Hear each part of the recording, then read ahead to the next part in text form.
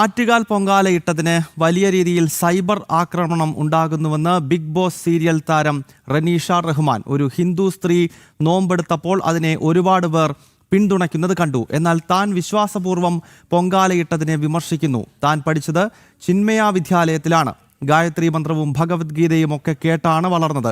ഒരു പള്ളിയിൽ പോയാൽ ലഭിക്കുന്ന അനുഭൂതി തനിക്ക് ഒരു ക്ഷേത്രത്തിൽ പോയാൽ ലഭിക്കാറുണ്ട്. 100% വിശ്വാസത്തോടെയും പ്രാർത്ഥനയോടെയുമാണ് താൻ പൊങ്കാലയിട്ടതെന്നും റനീഷ റഹ്മാൻ പറയുന്നു. പ്രതികരണത്തിലേക്ക്. പക്ഷെ അതിനേക്കാൾ തിരക്കാണ് ഇപ്പൊ എന്റെ ഇൻസ്റ്റഗ്രാം ഫേസ്ബുക്ക് കമന്റ് സെക്ഷനിൽ നെഗറ്റീവ് പറയാൻ വേണ്ടിയിട്ട് ആൾക്കാർ നിൽക്കുന്ന ക്യൂ.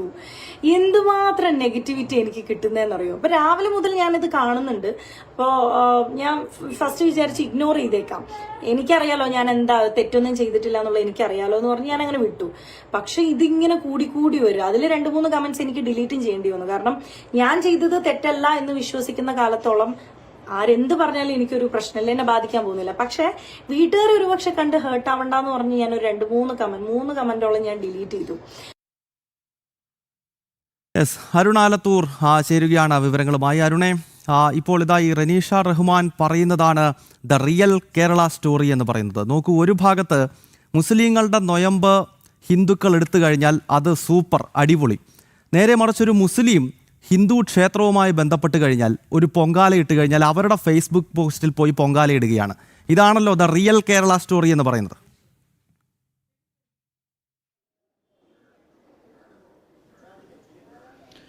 ഗൗതം, തീർച്ചയായിട്ടും അത്തരത്തിൽ തന്നെയാണ്. കഴിഞ്ഞ ദിവസമാണ് ഈ ബിഗ് ബോസ് താരവും അതുപോലെ തന്നെ സീരിയലുകളിലൊക്കെ അഭിനയിക്കുന്ന ഒരു സീരിയലിലെ അഭിനേത്രി കൂടെ ആയിട്ടുള്ള റനീഷ റഹ്മാൻ എന്നുള്ള ഈ യുവതി ആറ്റുകാലിലെത്തി അവിടെ പൊങ്കാലയിട്ടത്. തിരുവനന്തപുരത്തെത്തി ആറ്റുകാൽ പൊങ്കാലയുടെ ഭാഗമായത്. അവർ വളരെ വിശ്വാസപൂർവ്വമായിട്ടായിരുന്നു ആ പൊങ്കാല ഇടുന്നത് ചെയ്തത് എന്നുള്ളതാണ്. പക്ഷേ അതിനുശേഷം അവർ അതിൻ്റെ ഈ ചിത്രങ്ങളും അതുപോലെ തന്നെ വീഡിയോസും ഒക്കെ ഈ സോഷ്യൽ മീഡിയ പ്ലാറ്റ്ഫോമുകളിൽ പ്രത്യേകിച്ച് ഫേസ്ബുക്കിലും ഇൻസ്റ്റാഗ്രാമിലും ഒക്കെ പോസ്റ്റ് ചെയ്തിരുന്നു. അതിന് പിന്നാലെയാണ് ഇവർക്ക് നേരെ വലിയ രീതിയിലുള്ള സൈബർ ആക്രമണം ഉണ്ടായത്. അതായത് അവർ നോമ്പെടുക്കുന്ന ഒരു യുവതിയാണ്. നോമ്പ് അവസാനിപ്പിച്ചതിന് ശേഷം, നോമ്പ് മുറിച്ചതിന് ശേഷമായിരുന്നു അവർ പിന്നീട് ഈ ആറ്റുകാലിലെത്തി അവിടെ പൊങ്കാലയിട്ടത്. വളരെ വിശ്വാസപരമായിട്ടാണ് താൻ ഈ കാര്യങ്ങളൊക്കെ ചെയ്തത്. പക്ഷേ തനിക്ക് നേരെ വലിയ രീതിയിലുള്ള സൈബർ ആക്രമണം ഉണ്ടാവുന്നു എന്നുള്ളതാണ് റനീഷ ഇപ്പോൾ വീണ്ടും ഒരു ഫേസ്ബുക്ക് പോസ്റ്റിലൂടെ പറയുന്നത്. അവരുടെ ഫേസ്ബുക്കിലെ കമൻറ്റുകളൊക്കെ എടുക്കുമ്പോൾ വലിയ രീതിയിൽ അവരെ ആക്രമിക്കുന്നതാണ് കാണാൻ കഴിയുന്നത്. അതിൽ തന്നെ അവരുടെ കുടുംബത്തെ ഉൾപ്പെടെ മോശമായ രീതിയിൽ അല്ലെങ്കിൽ അവരെയൊക്കെ വേദനിപ്പിക്കുന്ന തരത്തിലുള്ള കമൻറ്റുകൾ ഉൾപ്പെടെ ഇതിൽ അവരുടെ ഫേസ്ബുക്ക് പോസ്റ്റിൽ ഉണ്ടായി എന്നുള്ളതാണ്. ഏതായാലും അവർ പറയുന്നത് താൻ വളരെ വിശ്വാസപരമായിട്ട് എല്ലാ തരത്തിലും ചിട്ടകൾക്കും ഒക്കെ അനുസരിച്ചുകൊണ്ടാണ് താൻ പൊങ്കാലയിട്ടത്. ഭക്തിപൂർവ്വമാണ് താൻ പൊങ്കാലയിട്ടത്. തൻ്റെ ഒരു പശ്ചാത്തലം പറയുമ്പോൾ താൻ പഠിച്ച് വളർന്നത് ചിന്മയ വിദ്യാലയത്തിലാണ്. അവിടെ സരസ്വതി സ്തോത്രവും അതുപോലെ തന്നെ ഹനുമാൻ ചാലിസയും ഭഗവത്ഗീതയും ഒക്കെ വായിച്ചും പഠിച്ചും കേട്ടുമൊക്കെയാണ് താൻ വളർന്നത്. അതുകൊണ്ട് തന്നെ ഒരു പള്ളിയിൽ പോകുമ്പോൾ കിട്ടുന്ന അനുഭൂതി അല്ലെങ്കിൽ ആ ഒരു വിശ്വാസം അത് തനിക്ക് ക്ഷേത്രങ്ങളിൽ പോകുമ്പോൾ, ഹൈന്ദവ ക്ഷേത്രങ്ങളിൽ പോകുമ്പോഴും തനിക്ക് ഉണ്ടാവാറുണ്ട്. താൻ ഒരു പള്ളി കണ്ടാലും അതുപോലെ തന്നെ അമ്പലം കണ്ടാലും ഒരു ആംബുലൻസ് പോകുന്നത് കണ്ടാലും ഒക്കെ പ്രാർത്ഥിക്കുന്ന വ്യക്തിയാണ് താൻ എന്നുള്ളതാണ്. അത്തരത്തിലുള്ള തൻ്റെ വളരെ പേഴ്സണലായിട്ടുള്ള ഒരു കാര്യമാണിത്. പക്ഷേ അതിനെ ഇത്തരത്തിൽ ആക്രമിച്ചുകൊണ്ട് താൻ ചെയ്തതിന് എന്തോ പാതകമാണെന്ന തരത്തിൽ തനിക്ക് നേരെ ആക്രമണം ഉണ്ടാവുന്നു എന്നുള്ളതാണ്. അതിൽ തന്നെ നേരത്തെ ഗൗതം പറഞ്ഞതുപോലെ അവർ കൃത്യമായിട്ട് ആ പോയിന്റ് എടുത്തു പറയുന്നുണ്ട്. ഒരു ഹിന്ദു സ്ത്രീ നോമ്പെടുക്കുന്നതിനെ കുറിച്ച് ഫേസ്ബുക്കിൽ തന്നെ താനൊരു പോസ്റ്റ് കണ്ടിരുന്നു. അതിന് താഴെ ധാരാളം കമൻറ്റുകൾ ഉണ്ടായിരുന്നു. ആ കമൻറ്റുകളൊക്കെ അവരെ പിന്തുണയ്ക്കുന്ന തരത്തിൽ അവർ ചെയ്തത് നല്ല കാര്യമാണ് എന്ന തരത്തിലുള്ള കമൻറ്റുകളാണ് ഉണ്ടായത്. ഒരിക്കലും ആ ഹിന്ദു സ്ത്രീക്ക് നേരെ ആക്രമണമോ സൈബർ ആക്രമണമോ അല്ലെങ്കിൽ അവർ നോമ്പെടുത്തത് തെറ്റായി പോയി എന്നുള്ള തരത്തിൽ അവരെ സംഘടിതമായിട്ട് ആക്രമിക്കുന്ന സാഹചര്യം അവിടെ ഉണ്ടായിരുന്നില്ല. പക്ഷേ താൻ ഇത്തരത്തിൽ ആറ്റുകാൽ പൊങ്കാല ഇട്ടു എന്ന് പറയുമ്പോഴേക്കും തനിക്ക് നേരെ വലിയ രീതിയിലുള്ള ആക്രമണം ഉണ്ടാവുന്നത് എന്തുകൊണ്ട് എന്ന് തന്നെ അവർ കൃത്യമായിട്ട് എടുത്ത് ചോദിക്കുന്നു. ഏതായാലും നേരത്തെ പറഞ്ഞതുപോലെ ഇത് തന്നെയാണ് കൃത്യമായിട്ടുള്ള റിയൽ കേരള സ്റ്റോറി എന്ന് പറയേണ്ടിയിരിക്കുന്നു. കാരണം ഇത് ഈ നാടിനെ വേറൊരു തലത്തിലേക്ക് കൊണ്ടുപോവുകയാണ്. ഇപ്പോൾ ഉദാഹരണത്തിന് ഇപ്പോൾ കേരളത്തിലെ ഒരു പ്രധാനപ്പെട്ട ചാനലിൻ്റെ ഫേസായി നിൽക്കുന്ന കേരളത്തിലെ തന്നെ ഒരു മുതിർന്ന മാധ്യമ പ്രവർത്തകൻ നൊയമ്പ് കാലത്ത് മോർണിംഗ് ഷോയിൽ എല്ലാ ദിവസവും ഒരു കപ്പുമായി വന്ന് ചായ കുടിച്ചുകൊണ്ട് മോർണിംഗ് ഷോ അവതരിപ്പിക്കുന്ന അവതാരകനോട് ജിഹാദികൾ പറയുകയാണ്, ദാ നൊയമ്പ് കാലമാണ് കേട്ടോ, നിങ്ങൾ കപ്പ് ഉപയോഗിച്ച് ഇങ്ങനെ ചായ കുടിച്ചുകൊണ്ട് വാർത്ത അവതരിപ്പിക്കുന്നത് ശരിയല്ല. അപ്പോൾ ഈ മഹാൻ കപ്പ് അവിടെ വെച്ചിട്ട് പിന്നെ കപ്പില്ലാതെ വന്ന് വാർത്ത അവതരിപ്പിക്കുകയാണ്. നേരെ മലപ്പുറം ജില്ലയിലേക്ക് പോയി കഴിഞ്ഞാൽ നൊയമ്പ് കാലത്ത് മുസ്ലിങ്ങളുടേതല്ലാത്ത കടകൾ പോലും അടഞ്ഞു കിടക്കണം എന്നൊരു തിട്ടൂരം അവർ മുന്നോട്ട് വയ്ക്കുകയാണ്. അപ്പോൾ എങ്ങോട്ടാണ് ജിഹാദികൾ ഈ സംസ്ഥാനത്തെ കൊണ്ടെത്തിക്കാൻ ശ്രമിക്കുന്നത്?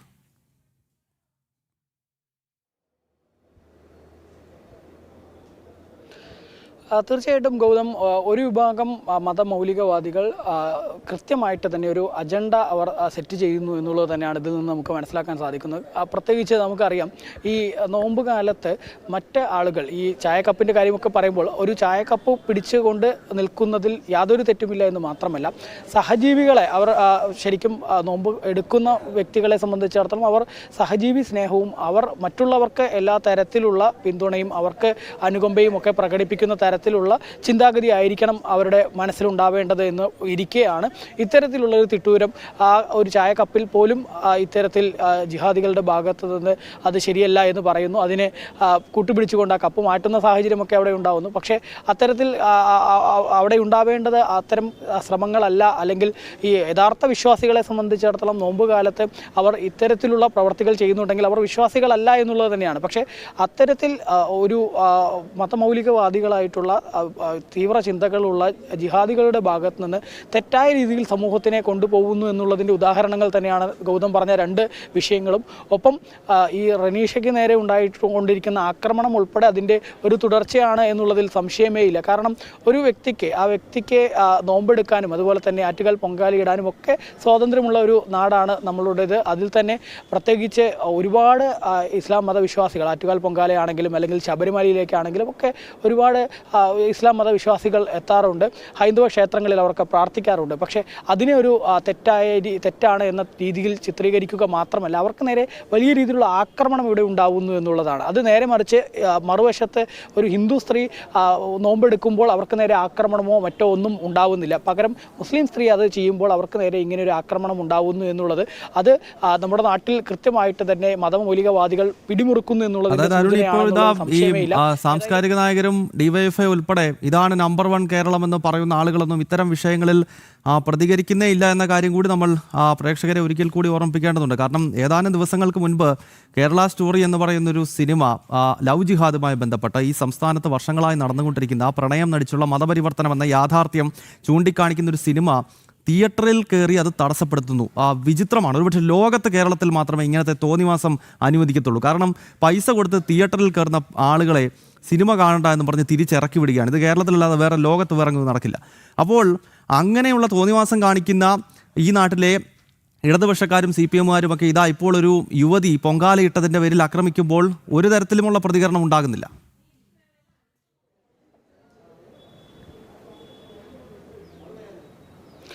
തീർച്ചയായിട്ടും ഈ സാംസ്കാരിക നായകരുടെ ഭാഗത്തു നിന്നാണെങ്കിലും ഈ ഡിവൈഎഫ്ഐയുടെ ഒക്കെ ഭാഗത്തു നിന്നാണെങ്കിലും ഇതിലൊന്നും ഒരു പ്രതികരണവും ഉണ്ടായിട്ടില്ല എന്നുള്ളത് തന്നെയാണ്. പ്രത്യേകിച്ച് നേരത്തെ ഗൗതം പറഞ്ഞതുപോലെ തന്നെ ഈ കേരള സ്റ്റോറി എന്നുള്ള ആ ഒരു സിനിമ കൃത്യമായിട്ട് അഡ്രസ്സ് ചെയ്യുന്നത് ഇത്തരത്തിലുള്ള, അതായത് ഇപ്പോൾ റനീഷയുടെ പോസ്റ്റിന് നേരെ നടത്തുന്ന ആ ആക്രമണം നടത്തുന്ന തരത്തിലുള്ള ചിന്താഗതിയുള്ള മതമൗലികവാദികളെ കൃത്യമായി തുറന്നു കാണിക്കുകയായിരുന്നു ആ സിനിമയുടെ ആദ്യ ഭാഗം ചെയ്തിരുന്നത്. രണ്ടാമത്തെ ഭാഗത്തിലും സമാന രീതിയിൽ തന്നെയാണെന്നാണ് മനസ്സിലാക്കാൻ സാധിക്കുന്നത്. അങ്ങനെ ആ ഒരു കൃത്യമായിട്ട് ഈ ലവ് ജിഹാദ് പോലെയുള്ള നിർബന്ധിച്ച് മതപരിവർത്തനം നടത്തി ഭീകരവാദ പ്രവർത്തനങ്ങളിലേക്ക് നമ്മുടെ നാട്ടിലെ ഹിന്ദു സ്ത്രീകളെയും അതുപോലെ തന്നെ ക്രിസ്ത്യൻ സ്ത്രീകളെയും ഒക്കെ കൊണ്ടുപോകുന്ന ആ ഒരു കാര്യം അതിനെ കൃത്യമായിട്ട് തുറന്നു കാണിക്കുമ്പോൾ അതല്ല, അങ്ങനെ ഒരു സംഭവമേ ഇല്ല എന്ന തരത്തിൽ അതിനെതിരെയുള്ള ആക്രമണങ്ങൾ ഉണ്ടാവുന്നു. ആ ഒരു ആവിഷ്കാര സ്വാതന്ത്ര്യം എന്നൊക്കെ വലിയ വായിൽ പറയുന്ന ആളുകൾ സിനിമാ തിയേറ്ററിൽ കടന്നു ചെന്ന് സിനിമാ തിയേറ്ററിനെ അവിടെ ആ പ്രദർശനത്തെ തന്നെ തടയുന്ന സ്ഥിതി ഒരു ഭാഗത്ത് ഉണ്ടാവുന്നു.